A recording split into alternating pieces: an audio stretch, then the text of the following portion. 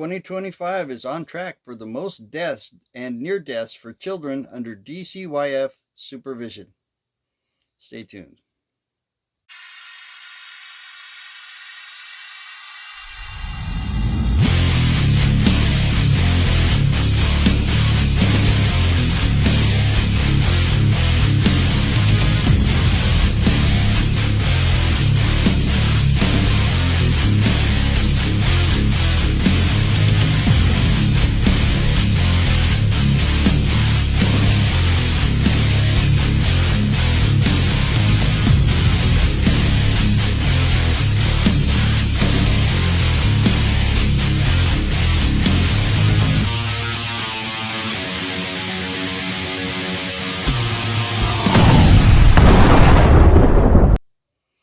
Welcome back to Behind the Wire on Rebel Radio. I'm your host, Robert Burwell. I'm also the president of Washington 3%.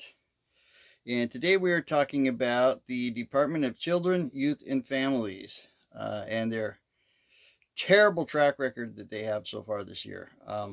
Now, this all comes from an article from the Center Square. The Washington State Department of Children, Youth, and Families reports that at least 45 children under its supervision died or suffered near-fatal incidents in the first 9 months of 2025. 45 children. Those figures were released last month, more than a month after the agency announced that it had second and third quarter numbers, but was not prepared to release them. The 45 figure puts the state on track for the worst year for children under state supervision. A total of 49 incidents were reported in 2024. So in 2024, for the whole year, we had 49. And we're already at 45, according to the official DCYF report. The number of incidents is significantly higher than what DCYF reports, according to the Office of Family and Children's Ombuds, an independent office that investigates complaints about state agencies serving children, youth, and families, and works to improve the child welfare system. As reported by the Center Square, OFCO announced in July that 92 children were killed or nearly killed in the first 6 months of 2025. So the state says 45, right? No, was it? State says 45. But according to an independent agency that tracks these numbers, they are claiming 92 children were killed or nearly killed in the first 6 months of 2025. Normally, OFCO does not release critical incident data for the current year. However, given the alarming nature of the numbers, the office decided to do so. According to OFCO Director Patrick Dowd, we didn't want to give the impression that things are getting better and are actually starting to decline, when in fact we had preliminary information for the first quarter of 2025 that might paint a very different picture.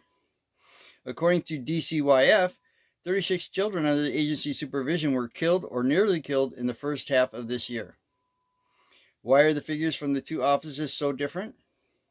According to a slide presentation from DCYF on Friday, OFCO examines child fatality reported to the office, including those not directly caused by maltreatment, as long as there are concerns about child welfare or systemic issues.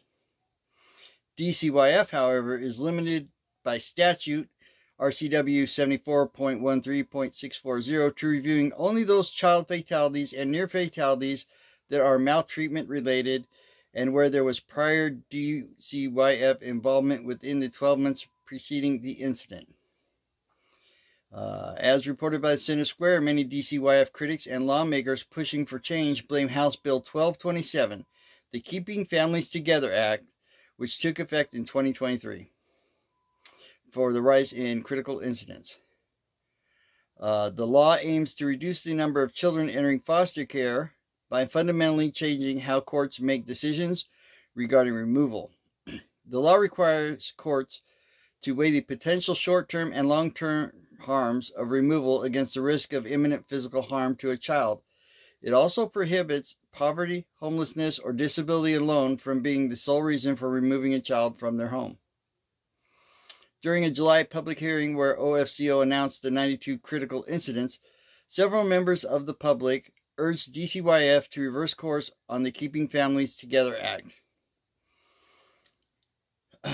Representative Travis Couture, a Republican out of Allen, told the Senate Square in a Friday interview that he will reintroduce House Bill 1092, which he views as a fix to the Keeping Families Together Act. At the end of the day, these kids deserve better than this. DCYF is fundamentally broken, and when you have bureaucrats whose number one job is to protect children and families, and they seem to want to throw under the rug the deaths of innocent kids, oftentimes babies and toddlers in our state, it makes me sick, Couture said. During the Friday briefing, DCYF staff members pointed to the 2024 implementation of Senate Bill 6109, which gave judges more discretion in removing children from homes where fentanyl is present. It makes us believe that 6109 as a corrective to 1227 was having its intended effect, said Dr. Vicky Ibarra, Assistant Secretary of Partnership, Prevention, and Services at DCYF. Couture says if State Bill 6109 were truly saving lives, the number of children killed and nearly killed would be going down. All that bill did was try to create an imminent harm for things like highly potent synthetic opioids like fentanyl, but it created all of these kind of escape clauses, and you basically can't even remove a child. Even when you do, they get sent back days later to the same squalid condition that they were once living in and once endangered by, where you have these homes with biological parents who are abusing hard drugs and leaving it around for their kids to get into, Couture said. He thinks that the numbers will worsen significantly if lawmakers don't intervene. So, basically what we have going on in the state, for those of you who are not aware, a few years back they passed this terrible bill, which is Keeping Families Together Act, where rather than concentrate on keeping the child safe as the number one job, the focus of DCYF was family reunification. And, I'm all for reunifying families and things, when it's warranted. But the problem is that they are continually putting these children back in homes with parents who are abusing drugs, who are not doing things they're ordered to by the court, and who continue to abuse and neglect these children. Now, not all these deaths that are being reported are from abuse. A lot of them are from neglect, specifically children getting into their parents' drug stashes and things like that and overdosing. Things of that nature are happening to these children, and they're being put back in these homes. When that bill, the Keeping Families Together Act, first passed a couple of years ago, we, a lot of us, raised the alarm about that. That should not be the number one mission. The number one mission should always be protect the children, not reunification with parents who shouldn't have children in the first place, especially if they're using drugs or if they're homeless or any of these other things, and it's just really sad that once again, rather than using common sense, this state passes laws based on what feels good. Oh, it feels good to put families back together. Oh, yeah, it feels so good. And meanwhile, the number of children being killed is going up and up and up. And because of the way the law is written, the numbers that are officially being reported are low. And specifically, they were low because they didn't count things like kids getting a hold of drugs in their parents' house and things like that. It was only for kids who were killed or harmed from physical abuse. That was it. That's all they're allowed to report. Now, they recently changed it to where they could report if kids got a hold of drugs, but they're still underreporting the actual number of kids who are killed or harmed in the care of their biological parents. We've seen this time and time again where, you see these stories in the news all the time where kids were taken away from their parents. The parents didn't do what they're supposed to, but the state gave them back anyways. And, because we have to reunify the family, and these children end up dead. There's been story after story after story. And sometime, hopefully in the near future, this state has got to wake up and start using some common sense, quit passing laws with your heart, acting on your heart and what you think is the compassionate thing, and actually do the real compassionate thing, which is to protect those who are the most vulnerable in our society, specifically children. It's you know it's like everything else the state does. Um, Rather than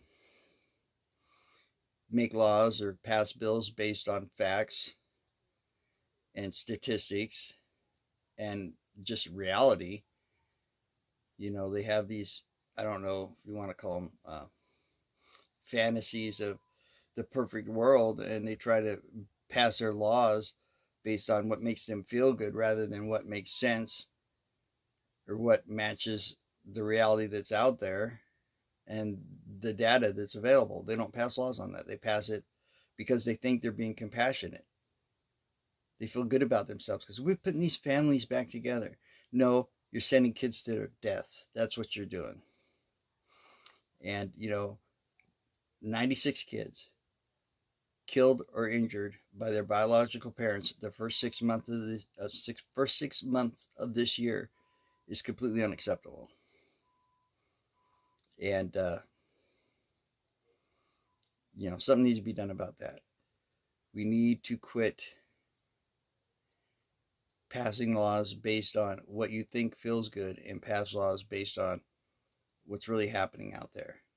This is just yet another failure by the incompetent leadership in this state, passing stupid bills that do more to harm the communities they're intended to protect than to actually protect them.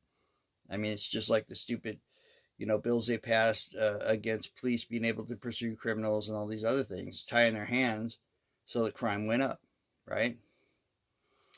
Let's reunify families. Let's give kids back to drug addicted parents. Let's get kids back to abusive parents because, they went and took an 8-hour class on parenting, so now we can give the kids back. That's ridiculous. You go take a little stupid 8-hour class, you're not going to all of a sudden magically be Mary Poppins and take care of your kids. I mean, it's naive and ludicrous to think that, but that's the way these politicians think, and the majority of the liberals in this state think. They think they're doing good. Well, we got this families reunified. No, you didn't. You put those kids in harm's way. Also, you can feel better about yourself and tell all your friends how great it is that we're putting families back together. Stop it. Use your damn brains. Use common sense. And everybody who is watching this, I urge you to contact your Democrat senators, because the Republicans are already on the right side of this. You need to contact your Democrat senators and representatives in Washington State and tell them it's unacceptable for 96 children to be killed or injured under state supervision with this ridiculous reunification program. It's that many kids in 6 months is absolutely unacceptable, and it needs to change. The only way we change it, number one, the best way to change it is to quit voting for Democrats, because they never passed a decent law. They have zero common sense. And the second best way we can change this is to just call them, send them emails, just keep hammering. Tell them this is unacceptable. Children are more important than your feelings. And that's all I have on that subject. As usual, if you want to find out who Washing 3% is, you can go to our website, www.wa3%.org. And also on our website, you will also find a link to our charity for veterans and communities in need in Washington State, which is Boots on the Home Ground. And that is all I have for tonight. And I will see you next time on Behind the Wire. Good night.